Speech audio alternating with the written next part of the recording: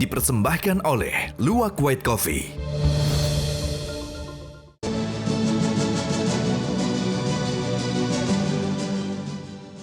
Semakin menarik, kita ngopi lagi. Hotman tidak bisa berdebat tanpa kopi kesayanganku ini. Pak Ferry, Anda itu sudah sedemikian parah, nggak sampai putusan. Putusan yang dibacakan kata demikian, dirubah dengan ke depan. Ini untuk tujuan apa? Ini bagi saya konspirasi besar yang sedang dibangun oleh banyak pihak. Ya. Kenapa begitu? Karena dulu MK itu di zamannya generasi pertama itu luar biasa sifat konstitusional yang mereka jaga. Makanya jalan tuh pasal 24, kekuasaan kehakiman merupakan kekuasaan yang merdeka. Bukan independen, bukan mandiri, tapi merdeka. Merdeka dari siapa? Dari intervensi siapapun. Ya. Jadi dan sekarang sudah tidak merdeka. Nah, lama-lama politisi kan melihat, masa Pak Maru, Jimli Asidiki itu batal ke undang-undang kita? Besok-besok masukkanlah orang-orang politik. Nah, mulailah generasi pertama ini digantikan oleh yang lebih politis lagi. Lalu bisa kita lihat peristiwa-peristiwanya. Ada hakim yang ditangkap jual kasus, ada hakim yang ditangkap karena bla bla, lalu kemudian ada pemalsuan seperti ini. Ya. Ini rangkaian ketika masuknya politisi membangun konspirasi. Anda mengatakan salinan putusan Mahkamah Konstitusi yang merubah kata semula demikian menjadi ke depan, ya waktu dibacakan katanya demikian, sesudah disalinan ke depan, itu menurut Anda pemalsuan? Bagi saya ada permasalahan ya, mereka merekayasa, memalsukan sesuatu yang sebenarnya. Mahkamah Konstitusi loh ini, jangan asal ngomong loh. Saya tidak asal ngomong, Bang. Ziko sudah menampilkan bukti-bukti konkret. Asal bukti itu dari website dan situsnya Mahkamah Konstitusi. Kurang otentik apalagi bukti ini. Jadi ini bukan sembarang tuduhan. Ini bukan sembarang bilang ini salah tipe nih, ada clerical error. Tidak, karena perubahan ini sangat signifikan mengganti makna. Yaitu kemudian hari tidak boleh Hakim Konstitusi diintervensi supaya menyelamatkan 9 orang. Lalu yang kemarin ya biarkan saja. Yang sudah dicopot tidak sah, biarkan saja. Ya, saya mau melanjutkan ini ke arah konspirasi yang lebih besar, Bang. Ini tidak hanya soal pemilu, tidak hanya soal yang lain, tetapi juga soal ketatanegaraan. Begitu the guardian of constitution kita runtuh, tidak punya marwah, diisi orang-orang tidak kredibel, itu artinya konstitusi kita tidak dianggap lagi. Maka lahirlah sesuka-sukanya perpu, sesuka-sukanya buat undang-undang, sesukanya ganti hakim, sesuka-sukanya menjalankan negara. Kenapa? Karena pengawal konstitusi kita sudah diintervensi kekuasaan, masuk ke ruang konspirasi yang menurut saya tidak sehat. Padahal mereka sangat penting untuk mengawal segala hal. Karena kita sadar para penyelenggara negara itu manusia. Potensi menyimpangnya luar biasa besar karena ada kekuasaan. Maka kita memilih 9 negarawan. 9 negarawan. Bukan 9 tukang pemalsuan paper, apalagi pemalsuan putusan. Nah, 9 negarawan inilah tugasnya menjaga. Saya jujur saja, belum ada yang mampu menurut saya menggantikan 9 orang pertama. Begitu ya? Untuk melindungi the supreme law of the land kita, konstitusi kita. Menurut Anda apakah Hakim Konstitusi Guntur, Pak Guntur yang menggantikan Aswanto harus mundur? Saya merasa ini kan 9 negarawan, semuanya negarawan. Kalaupun ada sifat kemanusiaan yang timbul, pernah terpleset, dan mereka menyadari kesalahan, lalu mundur dengan terhormat, di saat itulah mereka mengembalikan prinsip kenegarawanan. Jadi Anda berpendapat bukan hanya Guntur yang mundur, tapi 9-9-nya? Begini, ada peristiwa yang menarik ya, Bang.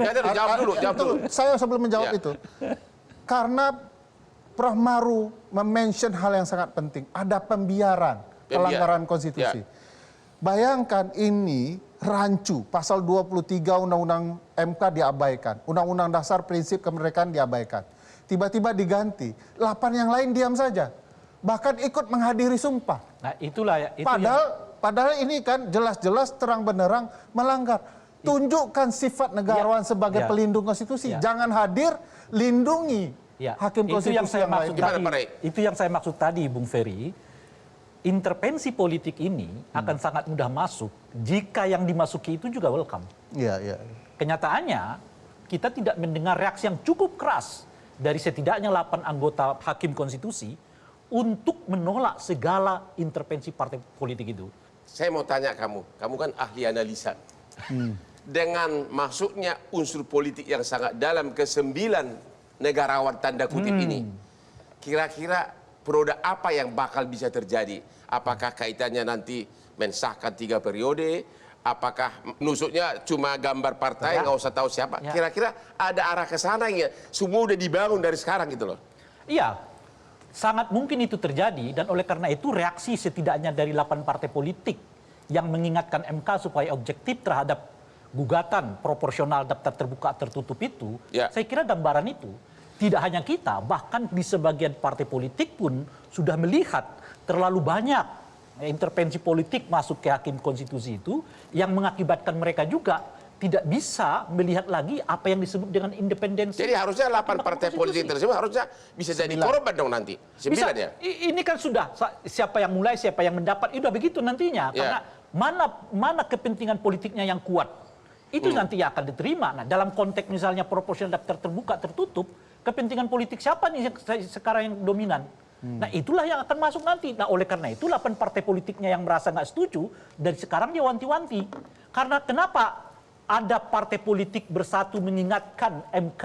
Ini kali pertama dalam sejarah yang kita kenal di MK ya. Dalam sejarah MK itu mengingatkan MK objektif itu karena ada tensi yang kita sebutkan itu tadi, yaitu masuknya kekuatan partai yang diterima dengan lapang oleh hakim-hakim Mahkamah Konstitusi. Dan nanti dengan tujuan apapun dengan nanti tujuan yang apapun nanti produk DPR dan pemerintah distempel aja sama MK. Bukan hanya pemerintah loh, bukan hanya DPR, karena DPR-nya bisa terbagi, tapi kepentingan yang berkuasa. Kepentingan yang berkuasa gitu. Itu analisa saudara. Iya, apakah itu misalnya salah satunya adalah 3 periode? Kita juga harus tidak tahu. Apakah akan 3 periode akan terima atau tidak? Sebab konstitusi sudah nyatakan mengatakan tidak mungkin. Ya.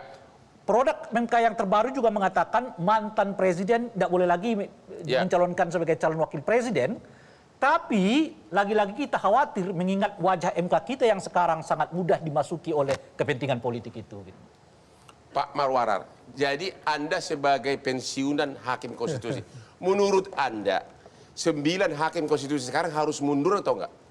Saya sebelum ke sana, sekarang dengan peristiwa yang disebutkan oleh Pak Rangkuti dan Pak Ferry ini, MK sekarang kehilangan trust. Kepercayaan. Satu badan peradilan yang kehilangan kepercayaan, sebenarnya apapun yang dilakukan menjadi tidak bisa lagi dilihat sebagai sesuatu yang murni dari produk konstitusi begitu. Oleh karena itu, persoalan besar yang harus dipecahkan juga sekarang ini, karena apakah sah di sana Guntur berada, itu juga merupakan soal trust, karena di putusan yang mengatakan bahwa dengan demikian itu tadi yang orisinil dibacakan, menurut Undang-Undang MK, putusan yang mengikat itu adalah yang dibacakan setelah artinya kata apapun yang dipakai oleh putusan MK, tetap dua-duanya kalimat itu menunjuk kepada undang-undang, yang kalau undang-undang itu dibaca bahwa itu bertentangan dengan pemecatan dari Aswanto. Jadi di sini problemnya, meskipun misalnya diperbaiki dengan kalimat yang baru, dengan salinan yang baru, tetap bahwa yang mengikat menurut undang-undang adalah putusan yang diucapkan di sidang terbuka, yaitu yang dengan demikian itu. Itu menarik itu. Di dalam persidangan disebutkan demikianlah bahwa yang intinya bahwa yang berlaku adalah undang-undang yang menyatakan bahwa intinya DPR tidak ada kewenangan untuk merekol. Itu inti dari yang dibacakan. Betul. Jadi yang dibacakan di sidang itu menguatkan bahwa DPR tidak berhak merekor anggota konstitusi. Itu implikasi dari putusan. Artinya Mahkamah Konstitusi sebenarnya menyatakan pemecatan Hakim Aswanto itu tidak sah. Tidak sah. Berarti pengangkatan daripada Guntur tidak sah. Tapi dia sudah duduk di sana. Di mana lagi rakyat melihat kepastian hukum dan sekarang? sudah ikut bersidang kan? Itulah yang menjadi kalau persoalan. menurut Anda, apa upaya hukum yang bisa dilakukan oleh masyarakat kalau begini? Ada nggak untuk menyatakan bahwa pengangkatan Guntur itu tidak sah? Ya kembali kepada yang mengangkat tentunya kan, bahwa tadinya suatu keputusan seperti itu tidak harus dikeluarkan meskipun ada pernyataan bahwa itu usul dari DPR sebagai lembaga yang memiliki kewenangan yang setara. Karena di dalam sumpah semua pejabat itu, termasuk Presiden, DPR, Ketua MK, menjunjung tinggi Undang-Undang Dasar dengan seluruh-seluruhnya. Dan untuk itulah Mahkamah Konstitusi didirikan. Ya. Oke, kita istirahat lagi sampai ketemu yang berikut ini.